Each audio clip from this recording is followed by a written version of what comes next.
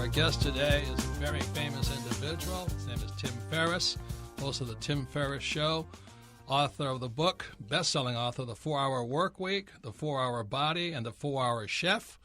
And he's going to really talk about education. And Kim and I ran a company called Accelerated Learning Institute. And all we were doing was teaching people for years, because I was practicing from these, I forget the two women's name. One was Lynn Schroeder.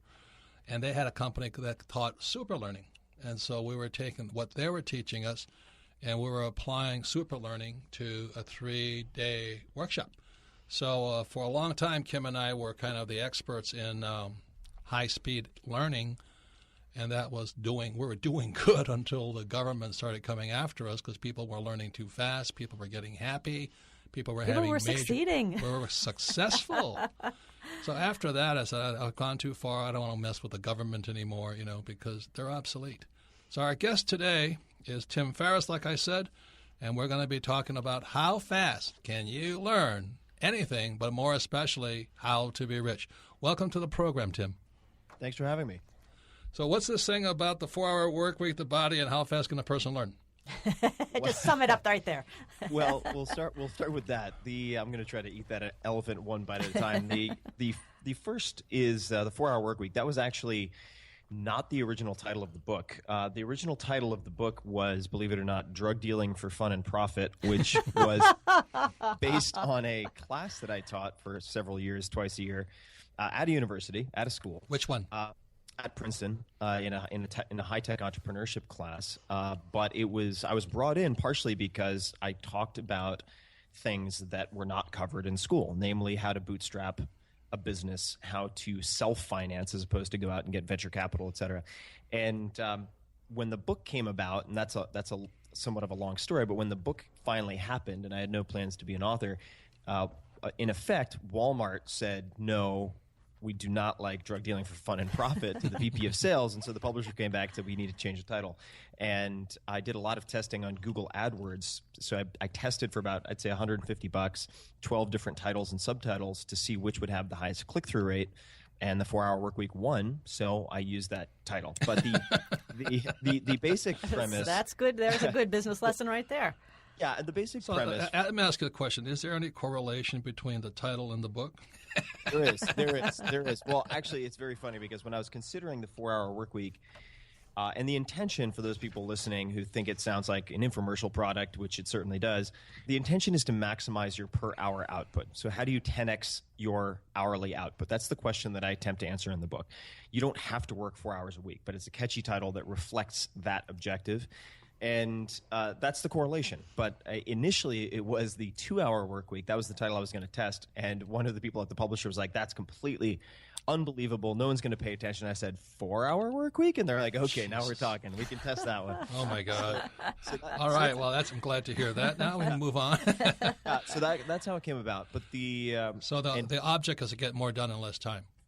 That's right. Or to get more done in even the same amount of time. So there are, for instance, some very famous investors in Silicon Valley who are fans of the book, like Mark Andreessen, who's a billionaire 2 or 3 times over.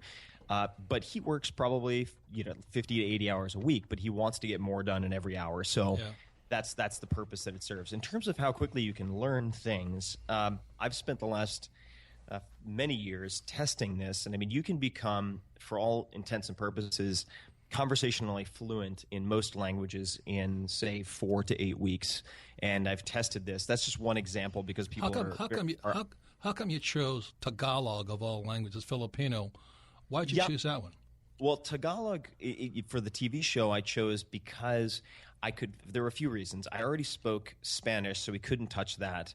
And that was something that I assumed I was bad at from the general sort of conventional education that I had in junior high and so on. Tagalog, I was able to live with a host family in the U.S. where we happened to be filming in Los Angeles at the time. Okay.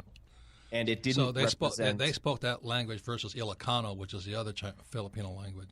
Right. Right. Exactly. Okay. And it also was a question of what TV station or show would be willing to try to bring me on and interview me for 6 minutes in Tagalog, which or in any foreign language. In Which is some a places, just widely like, used hell language. no, that sounds like a disaster. So Tim, if I wanted to start learning a language, second language, because as adults we're taught, as an adult it's so hard to learn a second language if you're not immersed in it every single day for months and months. How do I start? What would I do? Where would I begin? Yeah, I'll throw a couple of things out there. And the general learning framework that I use, I'm just going to provide this first for context and then we can dig in, is represented by an acronym called DISS, DISSS, and it's in the I is just to kind of fuse it together. But you have deconstruction as the first step, and then there's selection, sequencing, and stakes. But the deconstruction piece is using, for instance, the 80-20 analysis, in which you would ask yourself, what is the 20% of material in this language that will get me at least 80% of where I want to go, right? And if So you call that deconstruction? Yeah, deconstruction. Taking like learn Spanish, for instance, and making it very specific, like breaking that down into smaller pieces like vocabulary, grammar, conversation, idiom, etc. Just creating a laundry list of the different pieces.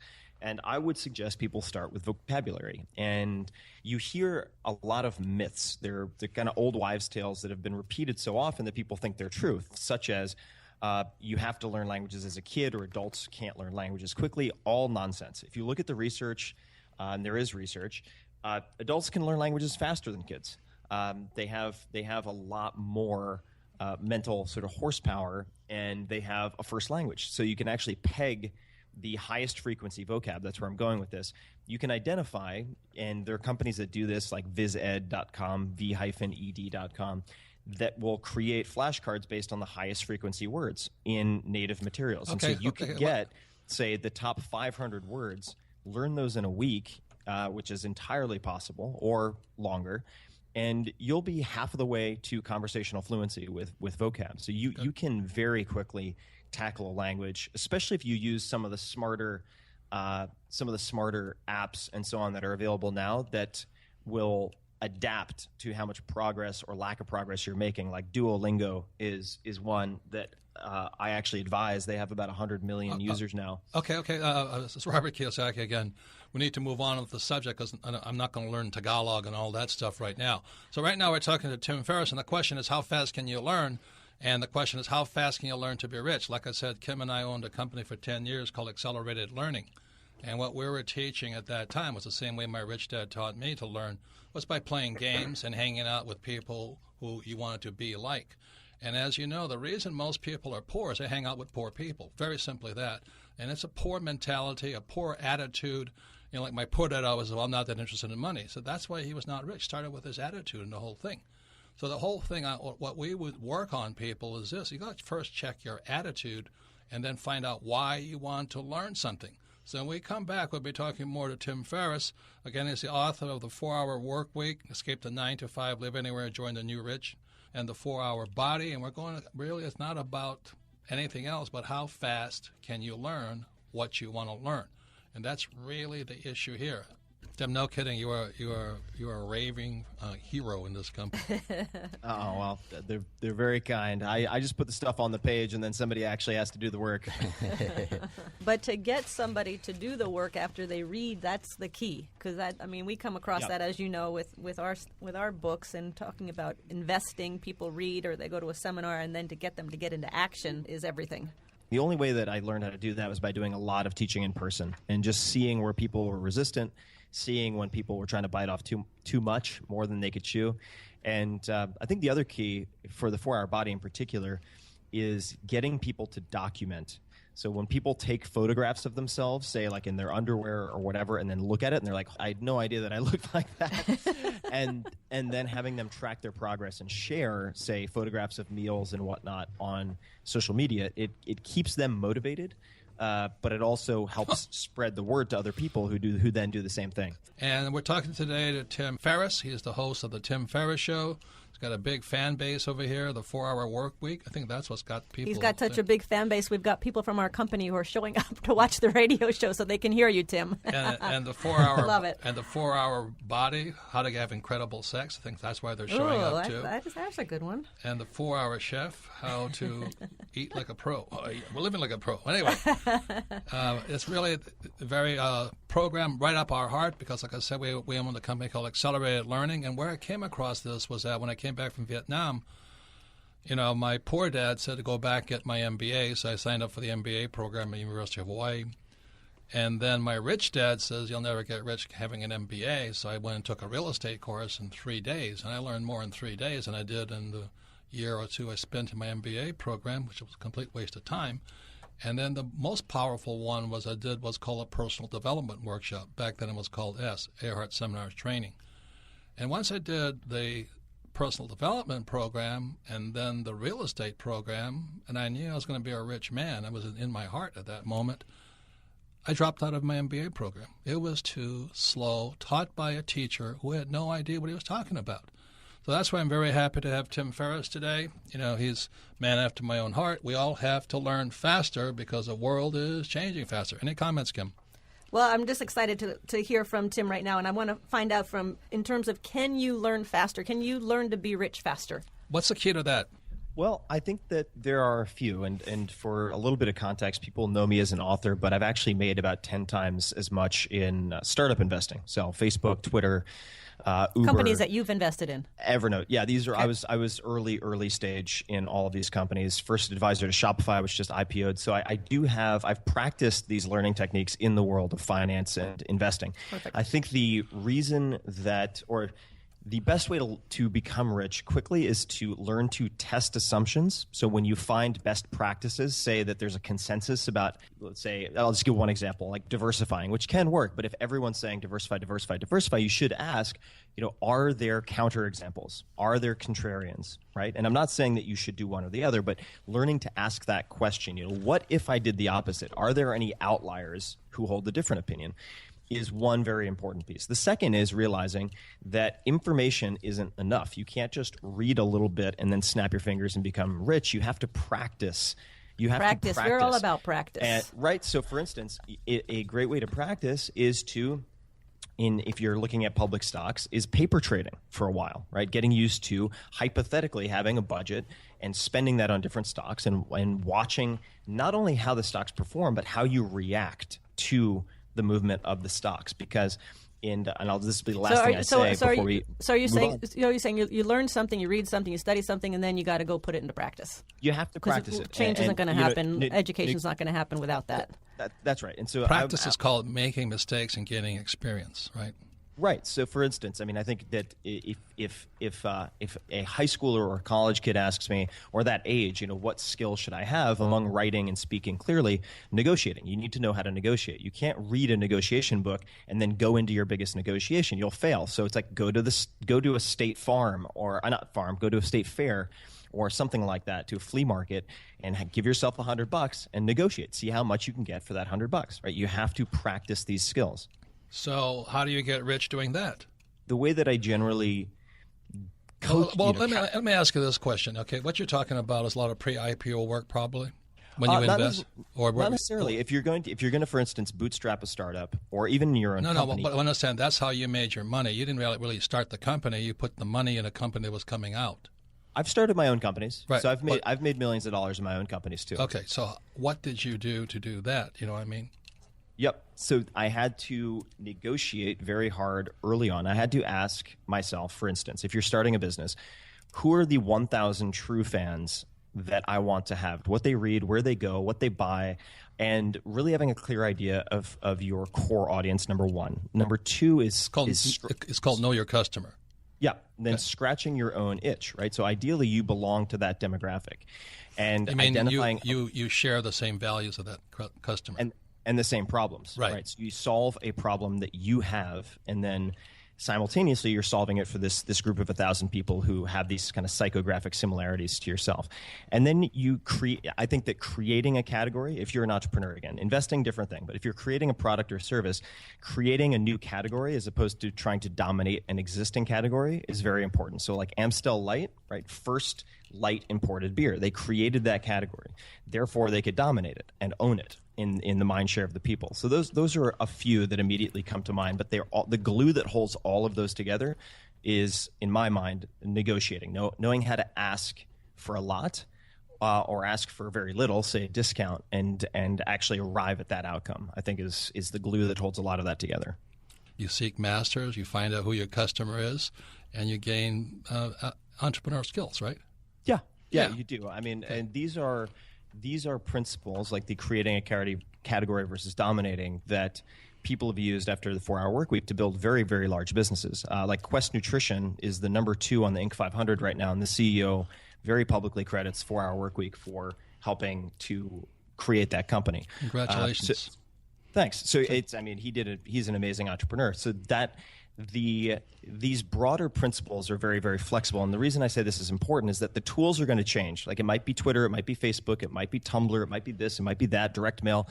It could be anything, but you need these core capabilities, and that includes the ability to learn, right? This meta learning. And there's one piece that's very aligned to us, Tim, which is you talk about learning from experts, learning from people who are actually doing what it is you want to do, correct? That's right. Yeah, there's a lot of experts out there that aren't practicing what they preach.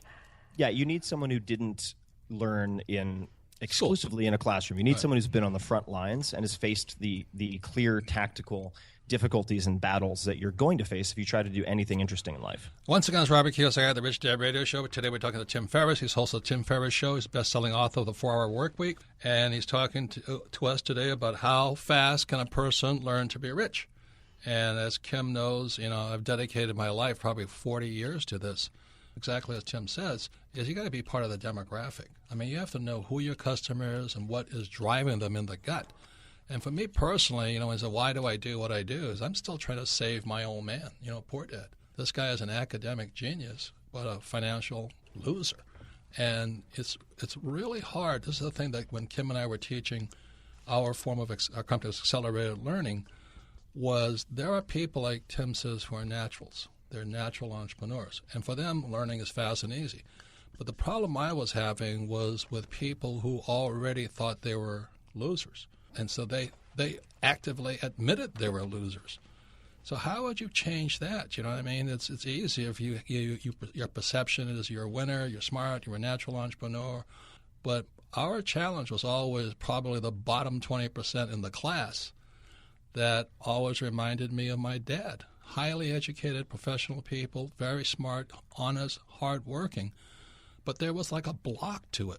Just like I have a block to my cell phone. You try and tell me how to use my cell phone, I just go nuts. Show me my computer, I go nuts. I'm just not into that. But money, I'm into. So how do you take somebody with a block? The way that I take someone with a block is I have to give them a small win. So I think it's very important. I mean, we're talking about teaching. That's very good. Go ahead. Yeah. So as a teacher, you have to rebuild them. Yeah, you got to build up that confidence. Exactly. So if I have somebody who's trying to lose, and this is very, very related, trying to lose 200 pounds, right? My readers have done this, but they've failed at every diet before. I'm not going to. Are you talking about me? I'm not going to ask them to do. I'm not going to ask them to make 5 new changes, right? Like go to the gym 4 times a week, change your entire diet. Every day you're going to give up your favorite foods. No, I'm going to say fix your breakfast. Just like change your breakfast and put cream in your coffee instead of some type of milk and see what happens at the end of 1 week. And usually they'll lose, if they have that much weight to lose, they'll lose 5 or 10 pounds potentially in that first week. By just changing breakfast and coffee? That's right. And then they will listen to everything that I have to say, right? So I have to build my credibility with them. And they have to build their confidence. Right. So if it's a business, right, I could ask someone to do a coffee challenge. And this is, like I'd say, just walk into any coffee shop and you're going to ask for a 10% off or 50 cents off your coffee. Could be a Starbucks, could be an indie shop, doesn't matter. And you're probably going to get rejected. But I want you to get comfortable asking for things that make you uncomfortable. And that would be something I might start them with. That's the key to success, man. That is. And hang out, being uncomfortable. Yep. And it's the same thing we say, in getting rich and starting your business. You got to take small steps. You got to start small. Get a little education, get in the game, but start small, make small mistakes, but build up that confidence. Yeah, definitely. And choose something you know a lot about, right? I think a lot of people, they try to imagine what their customer wants. It's like, no, be your own customer. It's like if you're a 23-year-old guy, for instance, and you've never interacted with a mom with a baby, like don't try to make a product for first-time moms. Like make a product or a service that solves problems for, say, 20 to 28-year-olds. And that's exactly what Kim and I did. Is we created a board game called Cashflow. Because people kept asking us, how did we do it? How did we do it? So we just put it into a game exactly how we did it. And then the next question was, how do you sell it? How do you sell it? So we wrote a book called Rich Dad, Poor Dad. And now we're rich again. But we were rich before we did it. That's the difference, you see. And what Tim is saying is accurate. You're really almost creating a business to serve yourself. Because we were our own customer. Is that correct, Tim? Yeah, definitely. Absolutely. Yeah. So all you listening out there is, if you want to help yourself, then you have to help others. Really, that's where it comes to. That's where you design your product and your service from.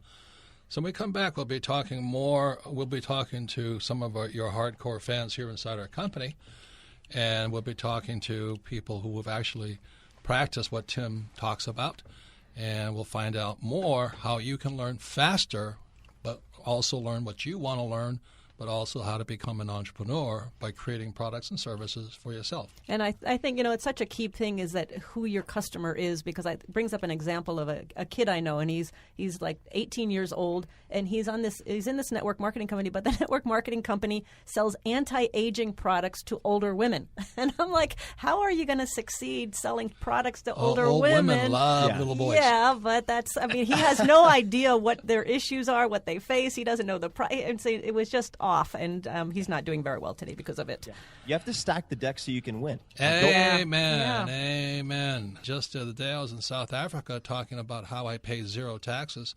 And this person raised their hand and says, "I'm so afraid of my tax department. I'll never do what you do. I said, so you'll pay 40% of your income. Yes, I will. If you haven't got what they call, my Mexican friends call cojones, how are you going to be rich if you're so afraid of making a mistake and authority and all that? You'll never be an entrepreneur. So you may as well be, just the employee and pay your taxes and do as you're told. The other thing, too, I found out about school, there's only one right answer. As an entrepreneur, you got to have a right answer every 20 seconds to test this, test this, test this, test this, test that. And so really that's my secret to success is fail faster. And most people are unsuccessful. They don't want to fail at all. They'd rather pay taxes than find out ways not to pay taxes. They'd rather invest in the stock market, even though they're being ripped off by high-frequency trading just because their stockbroker told them to invest in the stock market. They don't want to learn something new. So that, to me, the biggest key to being successful is exactly as Tim says. You better question what you're told. This idea of diversification really stands for de-worsification. And the reason they want you to diversify into their product line called stocks, bonds, and mutual funds and get ripped off by the whole stock market today with high-frequency trading, dark pools, and all that. People don't know anything about it. But they just do as they're told. I went to school, man. So anyway, today, like I said, not like you're not revved up here, dear. All that coffee. No, I really, like I said, the 60s and 70s were the protest times, and I was so angry at school, and I was so angry going to Vietnam and telling we're killing people for Christ, communists for Christ and all that stuff. I'm going, hey, we're killing people for money. The military-industrial complex. And that's when I kind of woke up.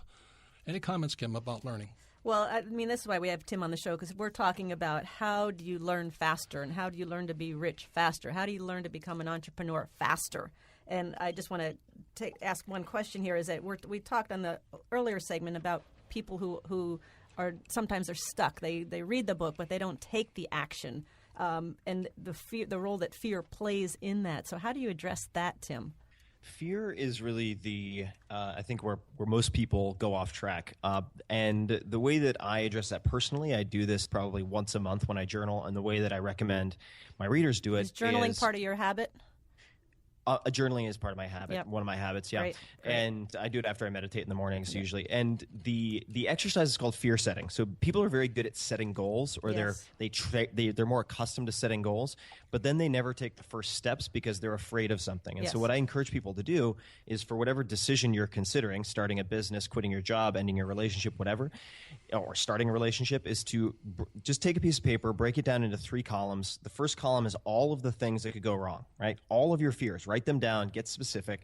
The second column is the things you could do to minimize the likelihood of each of those happening.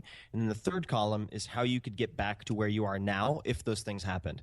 And when people go through that exercise, usually they realize that their fears are either completely an illusion, or they're really not that bad at all, and probably transient or reversible. And that exercise is key. I use it in my life all the time. I just did it last week.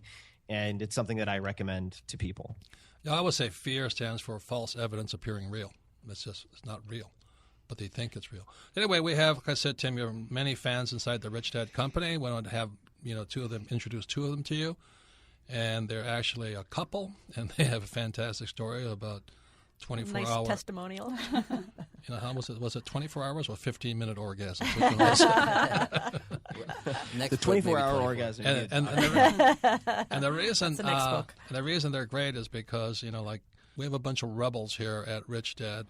Most of us really hated school too, and that's why we're entrepreneurs. So we have Greg and Shannon. So Greg, what did you think of Tim's programs? So I got to say, Tim, honored to meet you.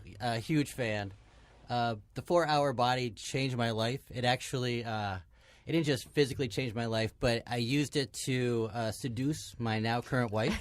Jesus. And it actually changed her life from a physical standpoint as well. So How did that happen? I'm reading the 4-hour body, and there were 4 areas that I really just focused on because the book is huge. It's like 500 pages of biohacking.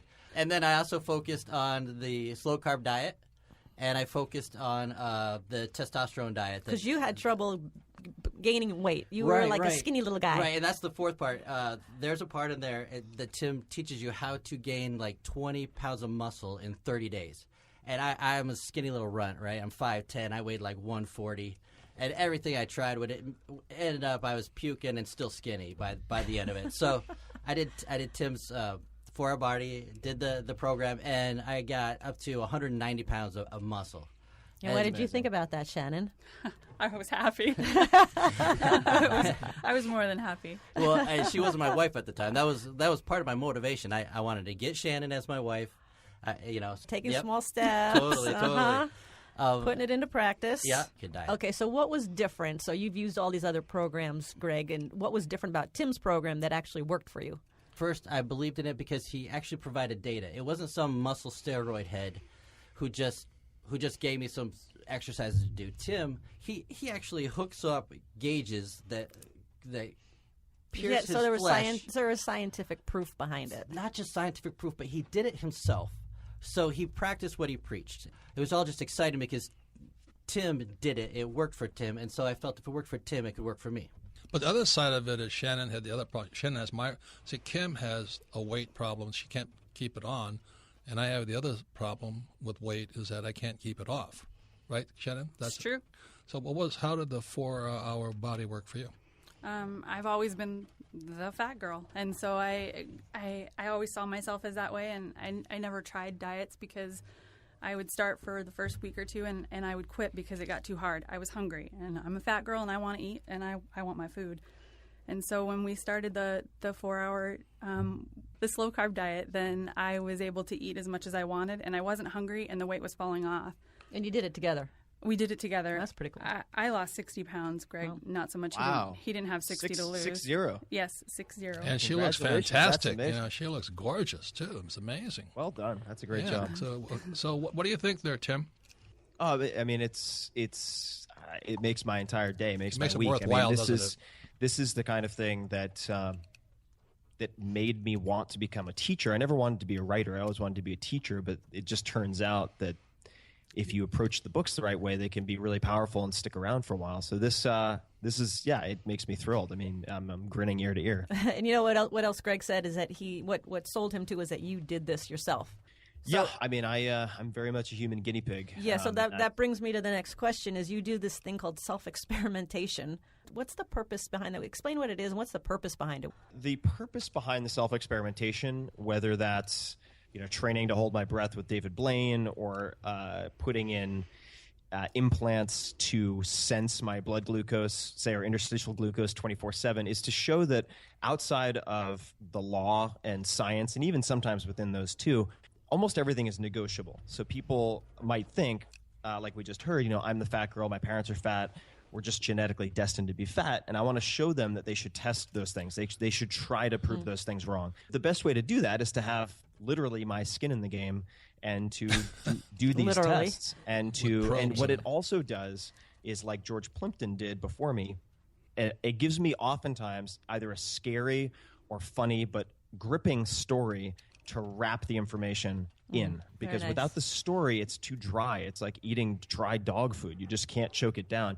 But if you have the story there involving myself, putting my own ass on the line, then people will find the other recommendations not only more credible, but easier to digest and implement and remember. Can I butt in real quick? Sure. Yeah. The other thing in Tim's book is he's like, I'm a human guinea pig, but you have to be your own human guinea pig. Just because it worked for Tim doesn't mean everyone's the same. And so he challenges you to track your own results, do your own experiments, and just see what happens. Yeah, and just to add one more thing, I mean, my goal, I've never wanted people to view me as a guru or anything like that, because that means they come to me for answers. I want to give them better questions and approaches so that they can become even better at all of this than I am. That's the goal, is to make myself obsolete as quickly as possible. So, Greg, did you read this encyclopedia called The 4-Hour Body? But Tim, I'm going to confess, I did not read the whole thing. I read the parts that I found that I wanted to practice in my own life. So I've read probably 40% of it, I'd say. Yeah, no, that's perfect. That's exactly what you should do. And how about in the how to read this book section in the beginning, that's exactly what I recommend. So how about you, Shannon? No, great. I haven't read probably about 20%. I spend more time on his Facebook page and seeing what other people have to say and what they have done and experienced. Okay, good. So how does this apply to money? Because that's what Rich Dad teaches money. What have you learned? Well, there's so many things. If you took the way Tim approaches the body and you approach money that way, you go out there, you make your mistakes, but you learn from it. You record your mistakes, and you find the lessons. Isn't that what we say? This is what I'm saying. Like I found sounds familiar. I found Tim's approach to the body, drank the Kool-Aid. our approach to that money. is learning, though. So it's isn't it? a very similar approach. Well, what Tim's saying is a very similar approach. Very similar, Yeah. very much. And that's why I'm playing that song, Teacher, Leave the Kids Alone, is because they punish you for making mistakes. Right. And all you have is an answer, and you're being taught by somebody who's functionally incompetent. Yep. You know what I mean? I'm going, this person has not done anything. Do you know what I mean? That's like our political candidates. Most of them have been nothing but politicians. They have no idea what real life is like. Well, and we take lessons from those guys. Right, that's the other thing. Our brand screams at you. You learn from someone who's doing it. Yeah. Don't learn from some guy who just wrote a book about it.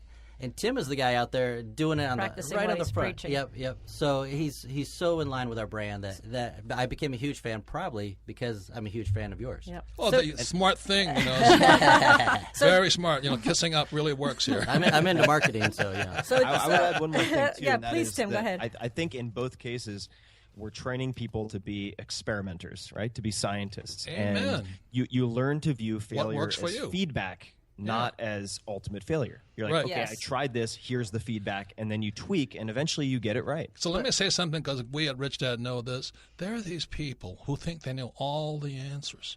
And they're the most horrible people on earth, right, Greg? Yeah, totally. We have to do these guys. Well, I have my well, they haven't done jack, and they think they know everything Yeah, because we they just went to fire 'em, school. though. It's all good. Well, they can't fire me. That's the problem. So if I'm hearing you, Tim, you're saying that the one of the keys is the feedback, is going out there, experimenting, making mistakes, and questioning what people are telling you, questioning the assumptions. which I think is Yeah, huge. yeah. No, the questioning is the key. I mean, in life, you don't get what you deserve. You get what you negotiate, and you also have to ask the right questions. So I just want to make 2 quick recommendations. There's Please. a great book called Bad Science by Ben Goldacre, who's a doctor who teaches you how to ask really good questions and separate bull from fact. And then the second one is the 22 Immutable Laws of Marketing, the old Charlton edition. Rees.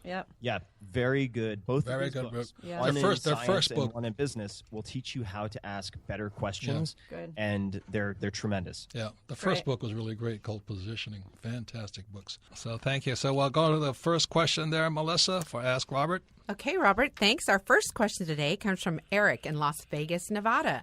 Favorite book, Unfair Advantage. He says, I know that I need to learn, but there are so many people out there teaching and giving financial advice or educating. What exactly should I be learning, and what are some good resources to learn about? That's a great question. I agree with what Tim says. You better find somebody who knows what they're talking about. And one of the reasons I dropped out of the MBA program, the teacher had no idea. They were just regurgitating from a book. They put me to sleep. They punished me for making mistakes. And they didn't know what they were talking about. And most of them were terrified of not having a paycheck. Now, you're going to be an entrepreneur. You're going to operate without a paycheck for a while. So all that stuff communicates. Like for me, I just played Monopoly with Rich Dad. We have a cash flow game. We recommend you play the game at least 10, 20 times, and you teach 20 people. It makes new neural pathways in your brain. Neural pathways like the Grand Canyon. If you're a poor person, your brain looks like the Grand Canyon with all this water just going to poverty. And that's why it's really hard to change sometimes, because the pathways are so like ruts. And so you keep doing the same old thing, the same old thing, the same old thing.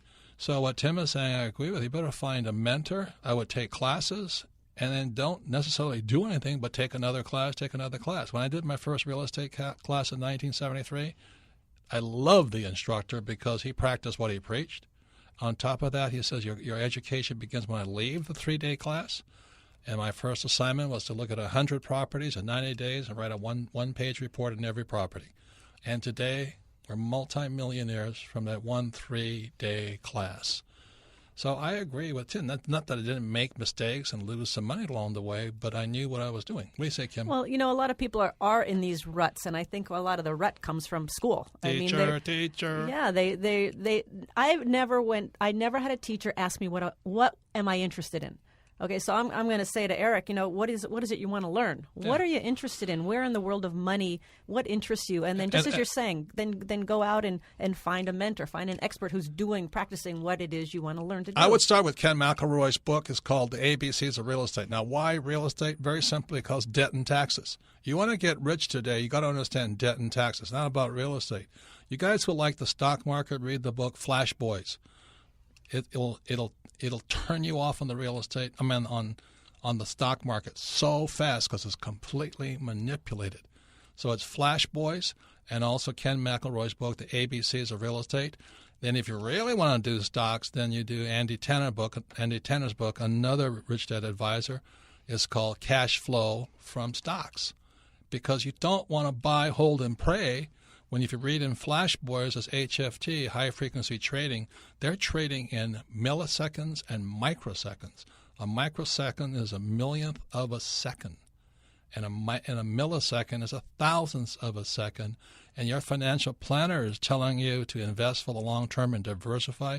Are you effing nuts? Why would you listen to somebody who's a salesperson, not a rich person? So those are kind of some of the things you better, exactly as Tim says, question the word diversify. Yeah, ask the questions. And question consider the source of assumptions. the person giving your advice. If they were a financial planner, I just ask them really quickly, can I see your financials? Can I see your personal financial statement? If they don't have one, run. Next question, Melissa. Our next question comes from Jesus in Brownsville, Texas. Favorite book, Rich Dad, Poor Dad. He says, Robert, I'm going to be a senior this upcoming school year, and I've been going on trips with business owners. I'm thinking of applying to Texas A&M Business School. Do you think this is a good thing for me to do? And should I start investing now? Well, you got to invest in your education first. I think it's a great idea, but you also got to be careful what kind of business owner you're going out with. Yeah. You know what I mean? That's a good It's point. like saying just because she's got blonde hair and a great body, should I marry her? That's really not the question. You better check them out. There's a lot of people, who drive nice cars and have big houses, and they're flat broke. So if you're sucked in by the physical trappings, and like I said, with that financial planner, you better ask them, do you have a personal financial statement? If they don't have one, they have no idea what the markets are about because they cannot manage and control their own income, expense, assets, and liabilities. So that's where it starts. You better start asking better questions, as Tim says, and you better look for that person who knows what they're talking about. And often the person who knows what they're talking about, they're not living in a nice neighborhood and driving nice cars. Okay, that's a very big difference there. And I do like that he's traveling with business owners, not like but like he's got to ask himself the question: what kind of business? That's all I'm saying. Question. But if he's going to then go to business school, at least he's getting some background from real life people who are in the trenches. So I applaud him for that. Yeah. Melissa, next question. Our next question comes from Sean in Indiana. Favorite book, Cashflow Quadrant. It says, Robert and Kim, recently rents have been rising throughout most of the U.S. If this were to change and rents started going down, what actions would you take to keep your real estate in a positive cash flow position? That's a great question. The reason real estate is a very dangerous type of investment is the word called liquidity. The reason stocks are better than real estate is because of liquidity. In other words, you can get out of a stock very quickly, and you don't have to be a very good entrepreneur to invest in stocks. So that's why if you're incompetent as an entrepreneur, invest in stocks. You're going to invest in real estate, you'd better be a very, very, very, very good entrepreneur, which means that you better know why people rent. The number one thing to check out when looking at real estate, how many jobs are in the area and how stable are the businesses. Like Kim and I invest a lot in San Antonio, Texas, because there's military as well as hospitals as well as insurance companies. If there's a crash, those people will probably survive. But if you're next to a used car dealership, they'll probably be wiped out in a crash. So real estate, remember, is dependent upon jobs. Also, the reason rents are rising is simply because people cannot get loans. Now, surrounding the Rich Dad Company right now is probably 600 new apartments coming online, which means we're probably not going to be buying real estate for a while, right, Kim? Yeah, and and he asked a good question too because we faced a situation where back in 2007 when everybody was getting out of apartments and they were buying homes for nothing down and no qualifying, all of that. God. So our vacancies went way up. But we had it in our plan. We had a cushion in the plan. So if this were to happen, we're going to be okay. We were fine. Our rents went down a little bit and vacancies went up a little bit, but we were okay because we had it in our plan that if this were to happen, we're going to be fine. So go back to what Tim Ferriss says. I would take real estate courses, but then I'd find a mentor, somebody who knows what they're talking about. Last question there, Melissa. Our next question comes from Kathy in Bakersfield, California. Favorite book, Rich Dad, Poor Dad. She said, I've heard you say sales is the most important skill. I agree, but I'm shy by nature. My question is, can a fundamentally shy person become a good salesperson? What steps would you suggest I take? I'm basically extremely shy. Yeah, I would say you are. This is a great question for you. I'm extremely shy.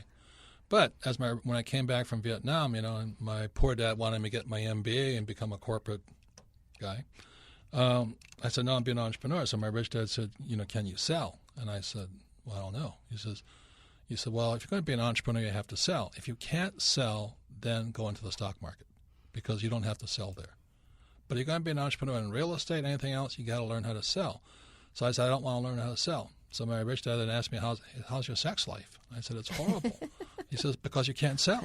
So with that said, I went and I got a job with Xerox, not because I love Xerox copiers, but they're the best sales training program. Now, if you don't have the ability to get a job with Xerox, join a network marketing company because they won't fire you if you can't sell, but stick with them for 3 to 5 years, and you'll eventually learn to build a confidence. That's why I love network marketing companies, not because of the product, but because of what they develop in your confidence. And their sales program, because I was in a network marketing company, and the good companies, their sales program isn't about you selling product for them. It's about you overcoming the obstacles, the fears, the rejection, all of that, and to they allow become you to a make stronger mistakes. business person. Teacher, leave the kids alone.